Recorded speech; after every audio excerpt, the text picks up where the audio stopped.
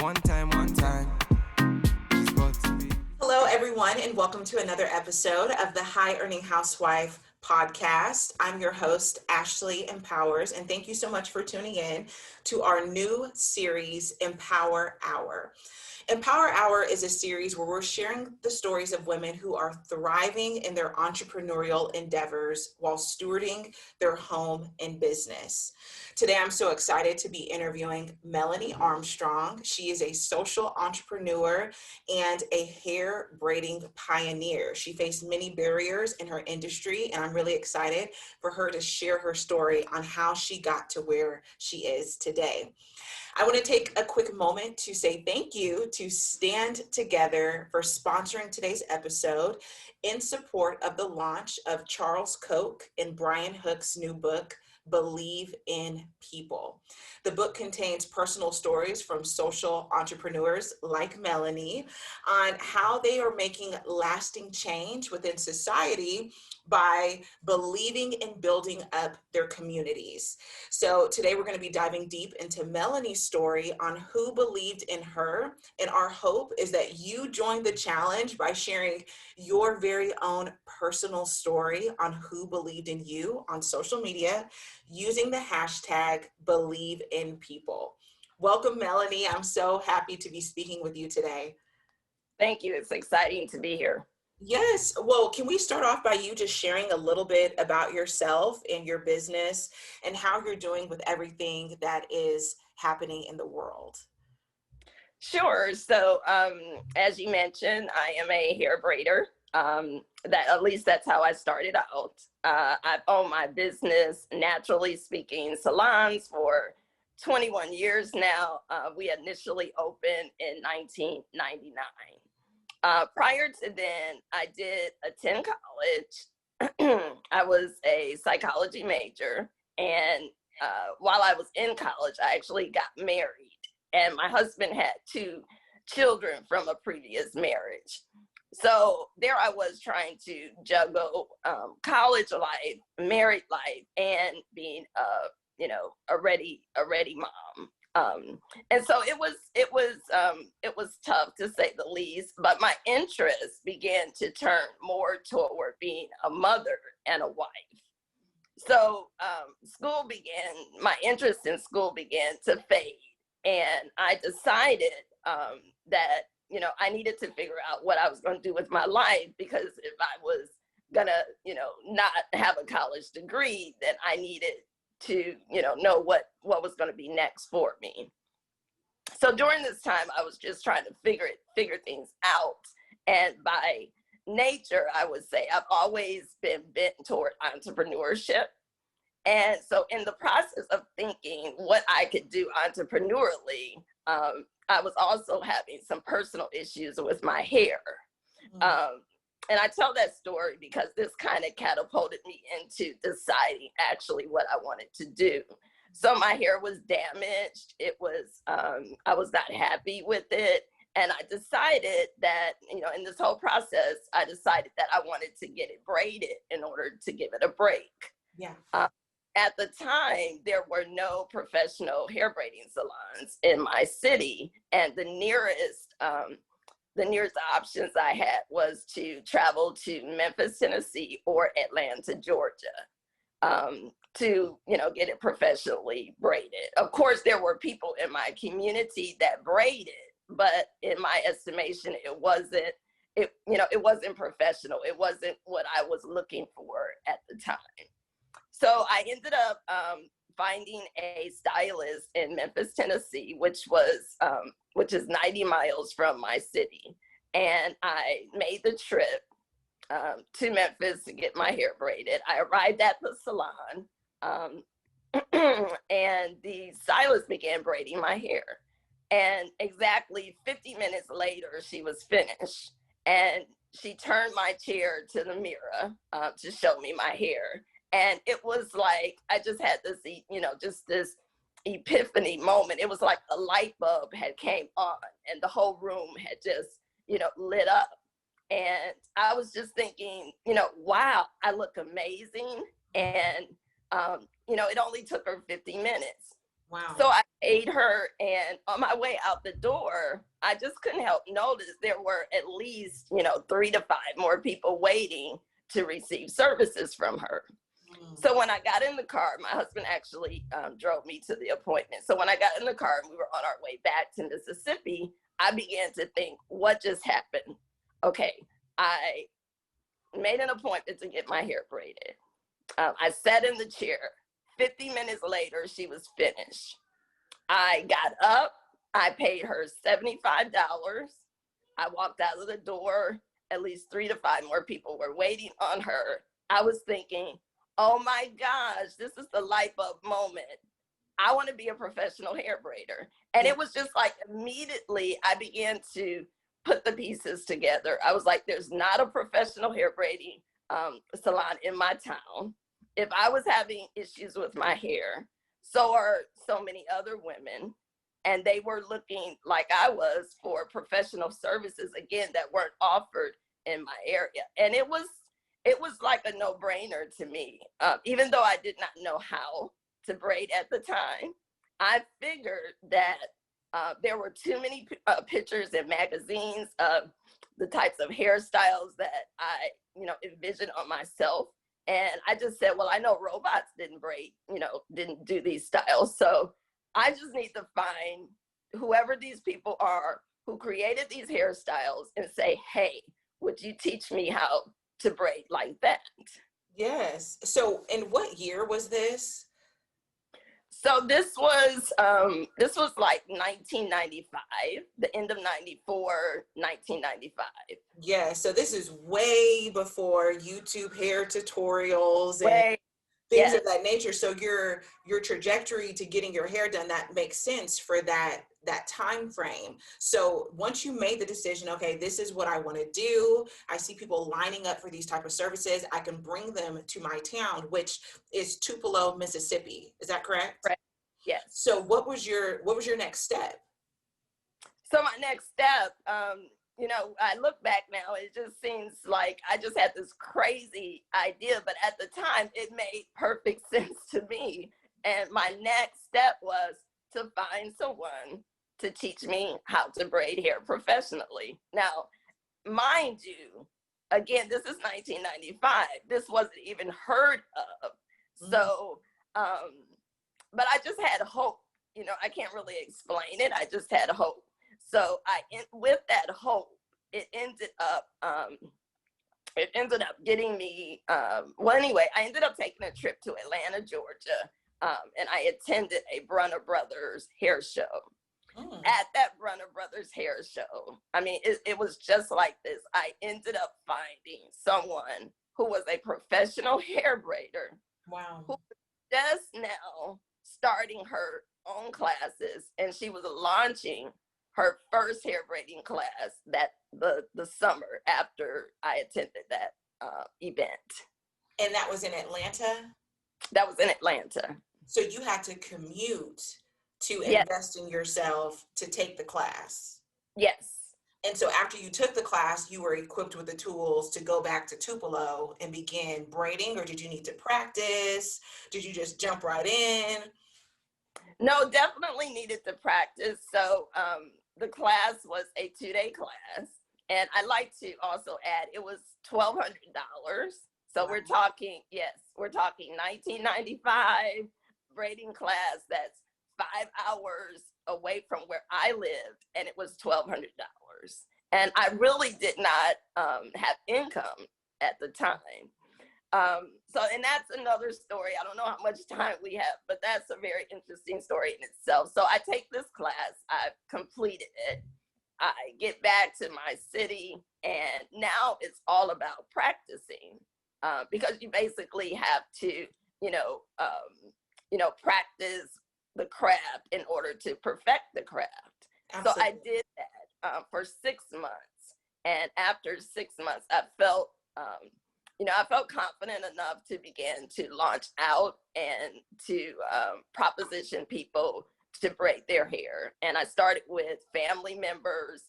I also solicited people in local stores like Walmart. I hung up flyers where I knew nothing about marketing, but I hung up flyers where I thought my customer would be, and that was laundromats. I felt like single moms would be in laundromats.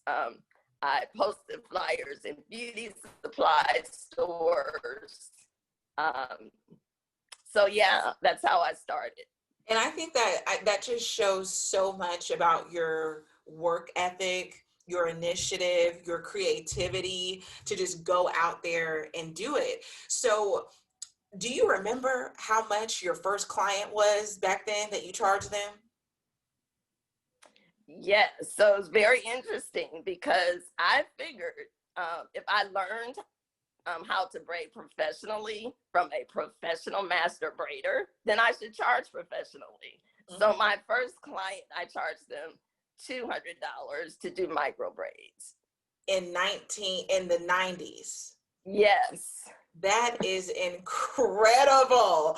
Yes. That sounds like a lot to me in 2020. So Yes. the fact that people were paying that, that's amazing, and you justified you're getting a return on your investment. So I love that. So it's so exciting to me that you were featured in the Believe in People book.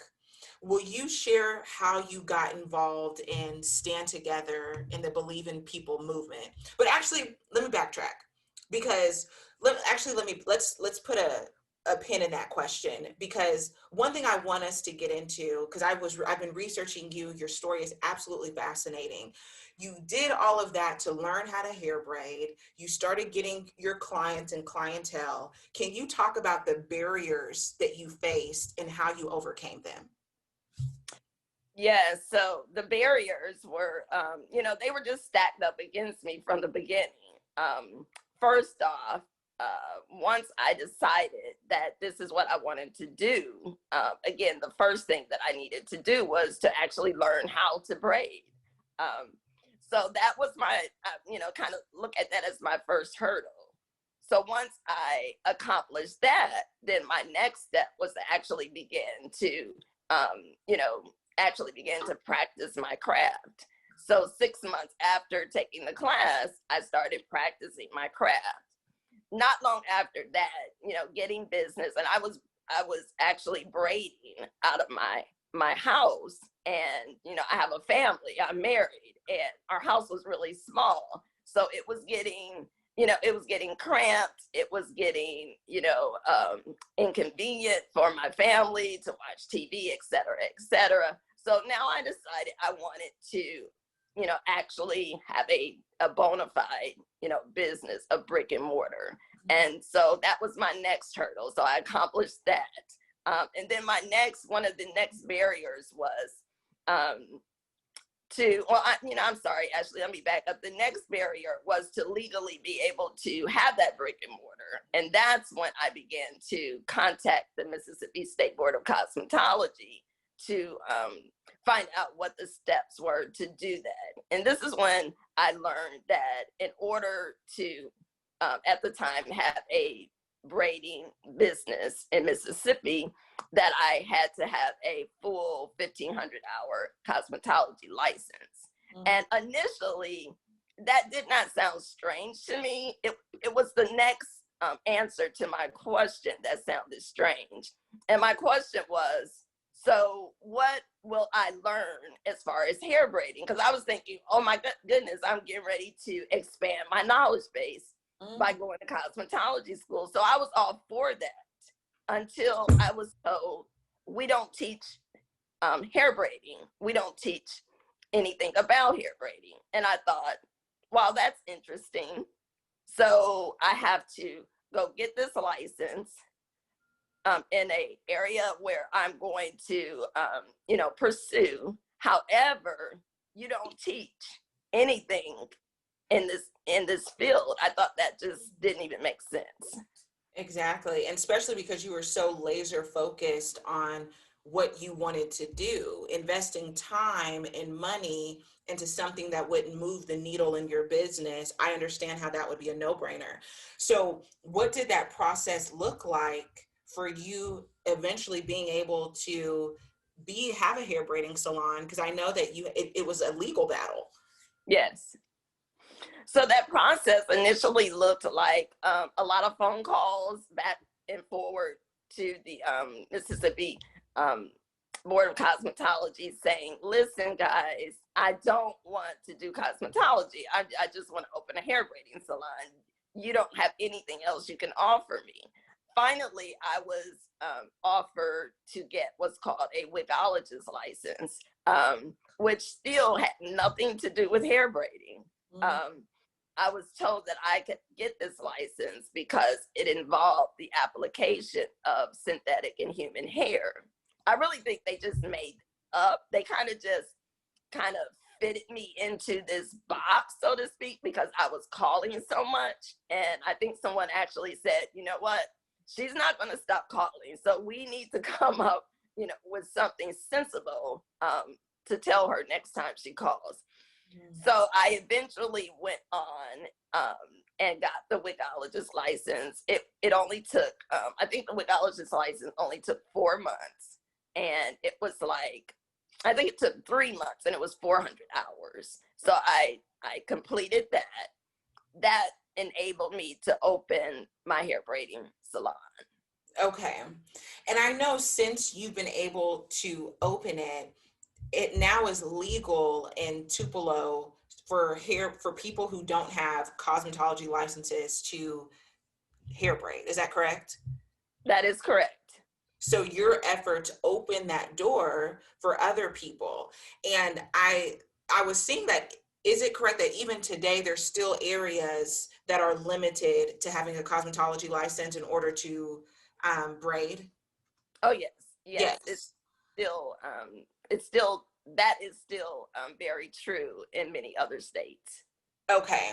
And so your ability to be persistent, to continue to call, to take legal action, it opened the door for you and many other women to practice hair braiding without an official cosmetology license, instead of spending all of those, spending that money and taking all the cosmetology hours. Now, what did that look like for hair braiding? What's the process now? Is it a 4 month? Because I think in Mississippi, in order to get a cosmetology license, isn't it like a year and a half?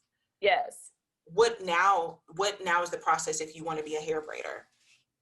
So since getting the legislation passed in Mississippi, what that looks like now in order to be a hair braider in Mississippi is you simply register with the Mississippi State Board of Health. You pay a $25 registration fee. You're sent an application, which also contains a self-test. The self-test involves basic health and sanitation information. So you receive the self-test after, of course, submitting your application with the $25. You take the self-test, you sign off on it that you have taken the self-test, and you simply post it wherever you're working, be it home, be it in a salon. It really doesn't matter as long as you have it present. Wow, that's amazing. So it cut back on all of that additional schooling that wouldn't have even benefited a hair braider. That's absolutely. And so since then, you have your hair salon, and you also train other natural hair braiders. About how many women have you been able to empower and train to start their own business? Right now, I'm sure that number is in the hundreds. I started teaching hair braiding classes in 1995, and so I went on to officially establish my school, which is called Armstrong Braiding Academy. Wow. So why do you think it's so important to have more African American women in the space of entrepreneurship, business ownership, and things of that nature? I feel it's very important to have more African American women in this space of entrepreneurship and business ownership. As we know, just pointing one thing that's just so very common in our community is single mothers, because a lot of my students have been single moms, and many of them have told me that this is a way that they're able to now provide for their children and also, in their own words, leave a legacy for their children. Absolutely. That's amazing. And you being on this journey, you mentioned, you had a supportive husband, and the whole premise of the Believe in People book is to share and empower people to share their own personal stories on who believed in them. During your entire entrepreneurial journey, who would you really say believed in you? I would say, first off, I believed in myself, because it was kind of like a harebrained, just a crazy idea, to my family. You go from majoring in psychology in college. I was actually working in my field to now wanting to braid hair for a living. So the first person that had to believe in me is myself.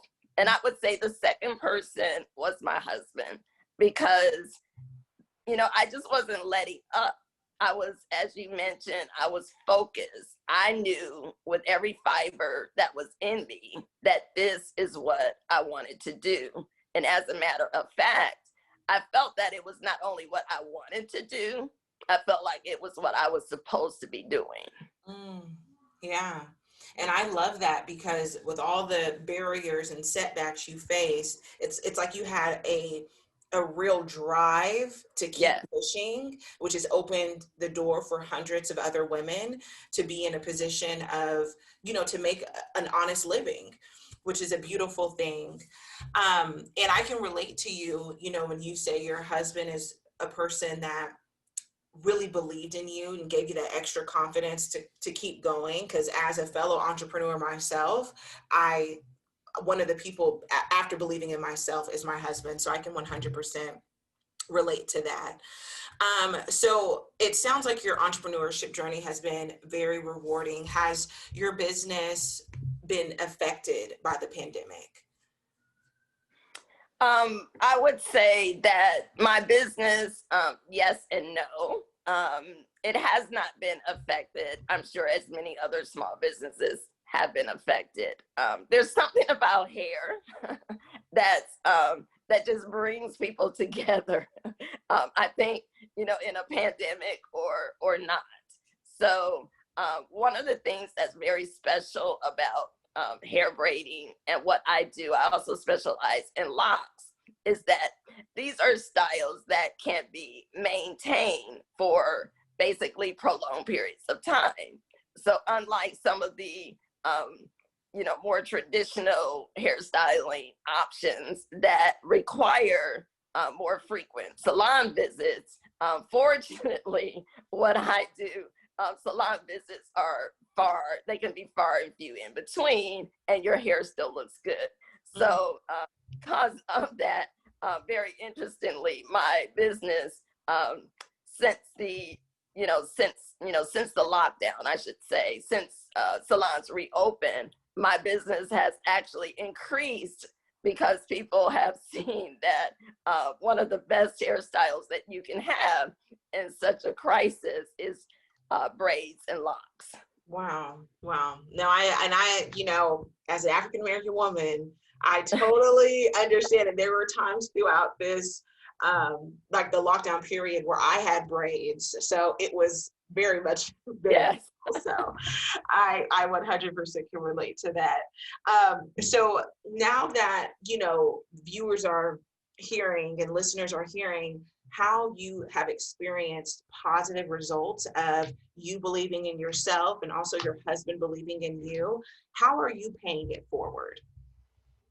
I'm paying it forward by really giving, first of all, identifying. One of the things I love to be able to do, because my husband and I also pastor a church, is identifying people and being able, young ladies, I should say, in our church, that I feel that this career would be a good fit for, or at least a good stepping stone for them to something else. So I'm rewarded by being able to have this business, have this entrepreneurship platform in order to offer opportunities to these young ladies. I also have a braiding class that I teach. It's called Yaba Girls. It's YABA, and it stands for Young African Braiders Association.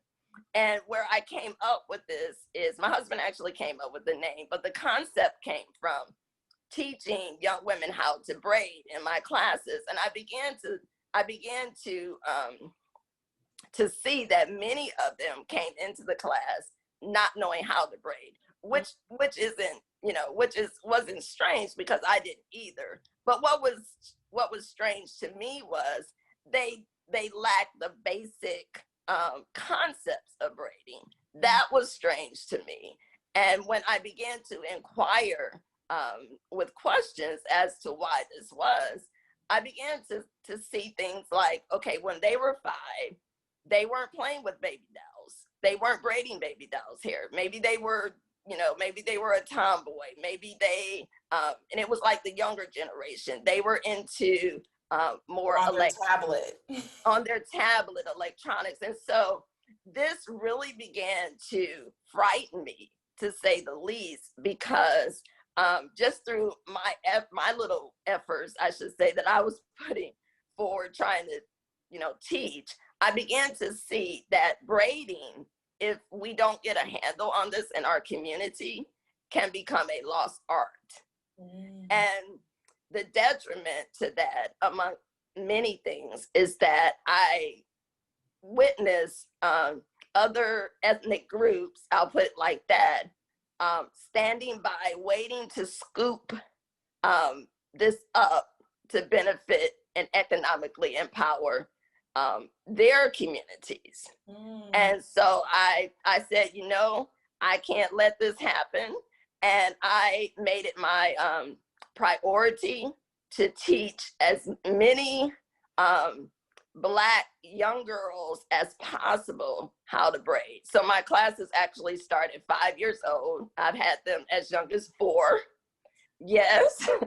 And so we teach 2 classes. We teach age 5 to 12, and then girls 5 to 12, and then also girls 12 to 18. And so my whole purpose for doing this, and it's no charge, this is my way of giving back, but this is my way of ensuring that hair braiding will remain in our culture, and it will be dominant in our culture, by us, for us, however you want to put it. Yeah.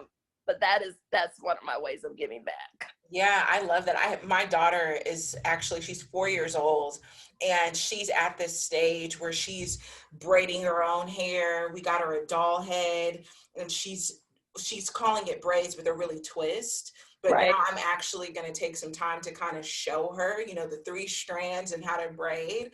But I love that. And I mentioned how during quarantine, I had braids. I had some box braids, but my friend's daughter is the one who did them. And she's 14 years old. And I felt so good, just giving her some money to do it. She wasn't trying to charge me a lot, but just to give her that practice, even though it took her like 10 hours. Right.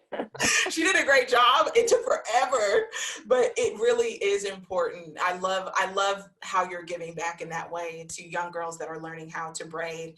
But as we wrap up, Miss Melony, I want to go back to the original question I was asking you. Again, you're featured in the Believe in People book. Your story is highlighted. How did you get involved with Stand Together and the Believe in People movement? So the way that I got involved with Stand Together and the Believe in People movement was originally through Prosperity for Americans Mississippi chapter. A gentleman by the name of Russ Latino had contacted me after learning of my story, and I was able to go and speak at an event there in Jackson, Mississippi. From there, the Prosperity for Americans actually came to our church and conducted a grassroots university class that they have. And then also I went through one of their classes as well.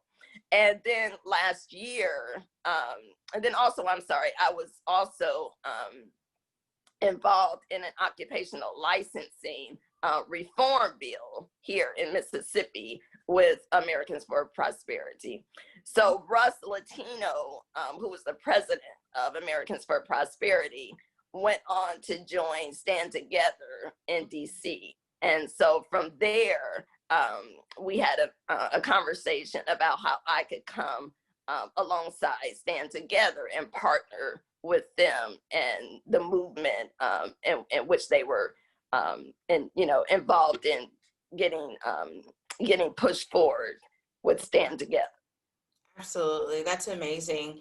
And final question, what advice do you have for women entrepreneurs and those who are kind of at the beginning stages where they had that light bulb moment like you did, driving back from getting your hair done saying, I think I want to do this? What advice would you give those women?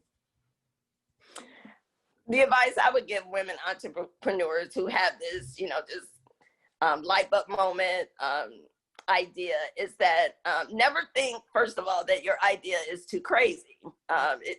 It doesn't matter. First off, believe in yourself. And when you are sure, when you believe in yourself, then the next thing I would say is to persist. You have to make up in your mind, no matter the obstacles, no matter the barriers, no matter, setbacks or whatever, that you are going to persist until you succeed. And when you have those foundational, I should say characteristics, or when you have those foundational elements in place, those are going to be the things that are going to be most needed in order to get you from point A, the starting point, to your finishing point. That's such great advice. And Miss Melony, throughout your entire journey is weaved the persistence, the tenacity, the hard work ethic. You have so many amazing characteristics that show up in your story. And it's incredibly inspiring just to see someone who faced so many barriers keep going. And your gift has opened doors for many other women. I think it's absolutely incredible. So I just want to thank you again for sharing your story with us. It's been so inspiring to hear it. And I also want to thank Stand Together again for sponsoring this episode. And for everyone listening, be sure to pick up a copy of the new Believe in People book. I will make sure to link it in the description box below, along with Miss Melony's information. And we want to hear your story, you guys. So share your personal story on who believed in you using the hashtag Believe in People. And remember, there's an entrepreneur in all of us, and we absolutely, positively can use our gifts to impact this world in a positive way.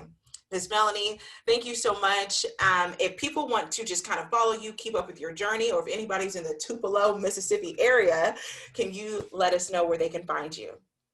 Sure. So our salon is Naturally Speaking Salons. We are located at 1120 West Main Street, Tupelo, Mississippi, 38801. You can also reach us via our website, which is Naturally Speaking Salons with an S.com. You can also email us at our business email, which is natspk1@gmail.com. Thank you so much.